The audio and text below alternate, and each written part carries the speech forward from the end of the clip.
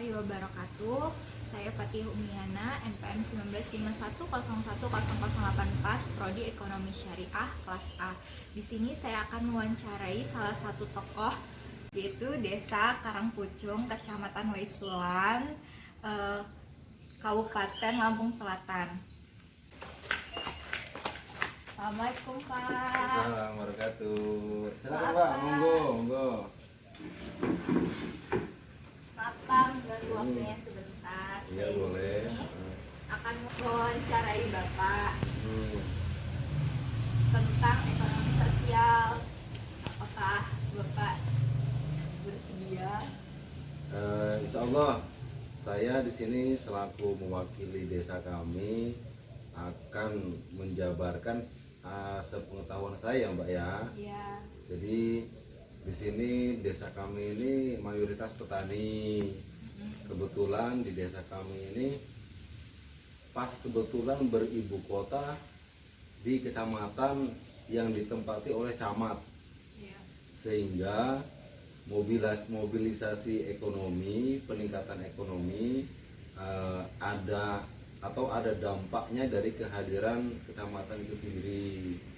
Agak mulai meningkat taraf kehidupannya, jadi mobilisasi ekonomi agak rame. Setelah 2 tahun ini Covid, sekarang mulai ada peningkatan. Jadi saya di sini akan menanyakan tentang ekonomi sosial. Pertanyaan itu, bagaimana cara menerapkan kehidupan ekonomi sosial dengan masyarakat perdesaan, Bapak? Kalau untuk kehidupan ekonomi, terutama ekonomi sosial, sebenarnya tempat kami itu mayoritas Muslim, kedua ramah tamah. Kalau untuk masalah ekonomi, ya seperti biasa lah, ada yang petani, ada yang pedagang, ada yang menjadi pegawai negeri, gitu mungkin Mbak. Apa kira-kira?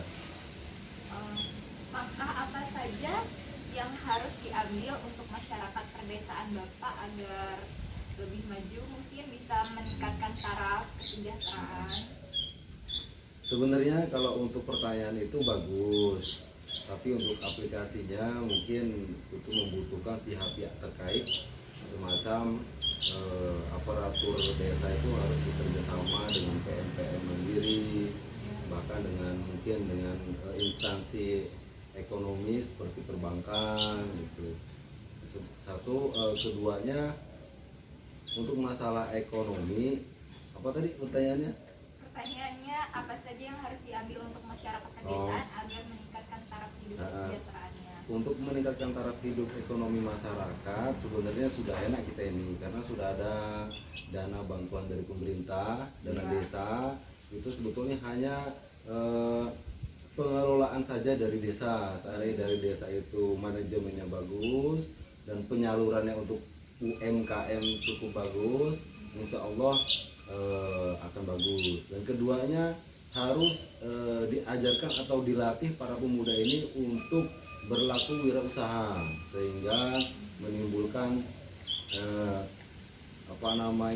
usaha-usaha yang bermunculan, sehingga sirkulasi perekonomian akan menjadi lebih semangat.